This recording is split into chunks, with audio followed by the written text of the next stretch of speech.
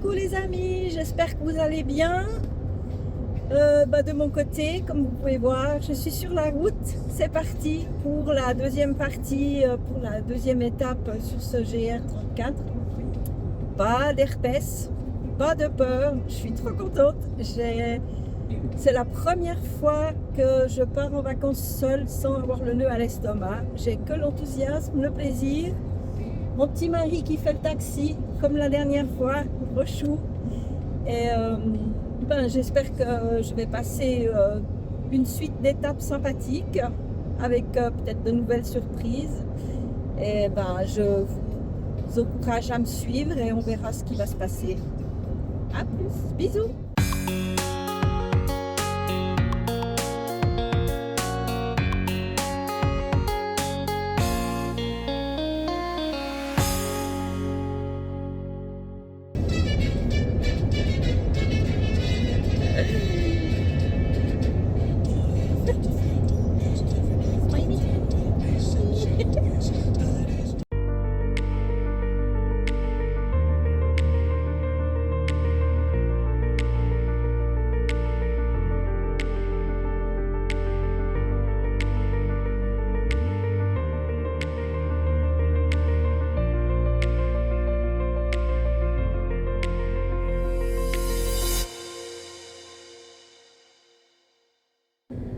Je vois la mer, les amis!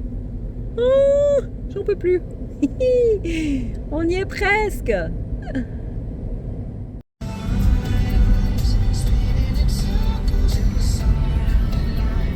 Mais je crois bien, hein? Ah! Ouais! Ah oui, on voit l'hôtel où j'ai dormi! Yeah, les amis, je reconnais le coin, c'est le fameux pont. Les Ardrieux.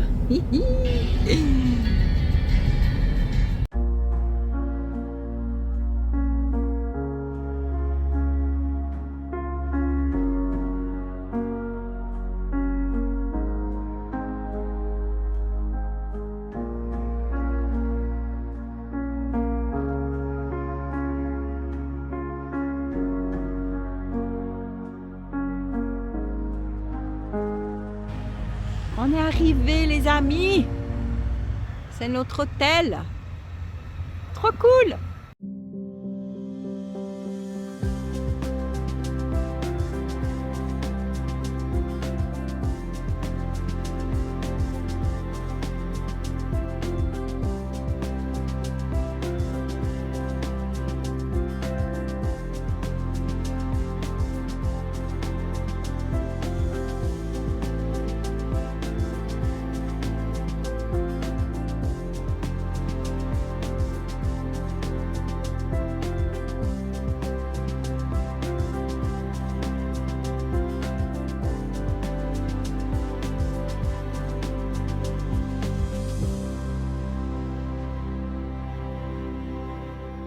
Comme ça, dans 3 semaines.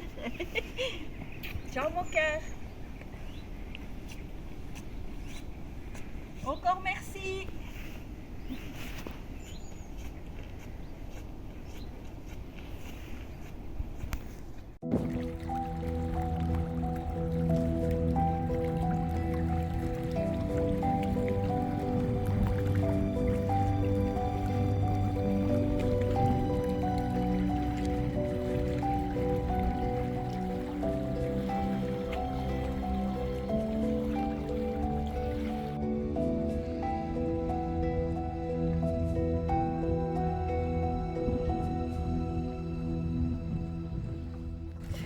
Hello, me voilà enfin sur le chemin. C'est pas encore vraiment la mer. Je suis en train de longer le Jodi. Après, je le longe pas vraiment parce que la marée est assez haute. Le GR, je dois aller un peu dans les terres parce qu'il y a des endroits où je peux pas passer à cause de la marée. Mais je fais déjà des jolies petites rencontres. Bon, ils n'ont pas tellement voulu parler, mais c'est pas grave. Les images parlent d'elles-mêmes, le travail. Tout le monde n'a pas la chance de se balader comme moi, c'est vrai. Alors je continue ma petite route et puis à plus.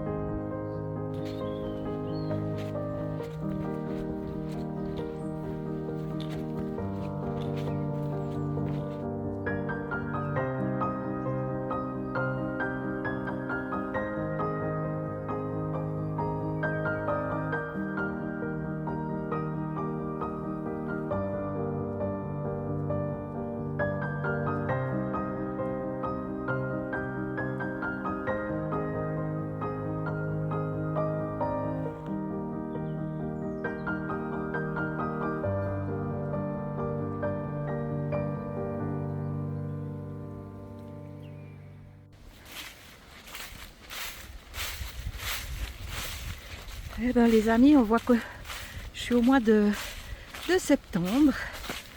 Ça sent l'automne. Autre paysage. C'est vrai qu'il y a nettement moins de fleurs, mais ça sent l'automne. Ça souffle un peu.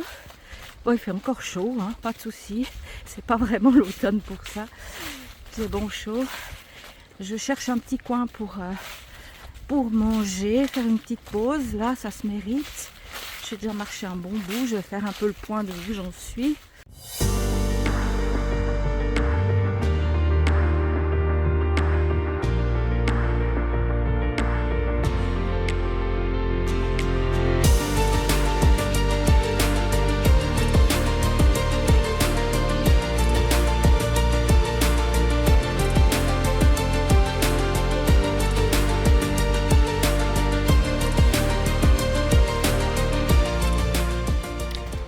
Voilà, je vous présente ma petite cabane du jour.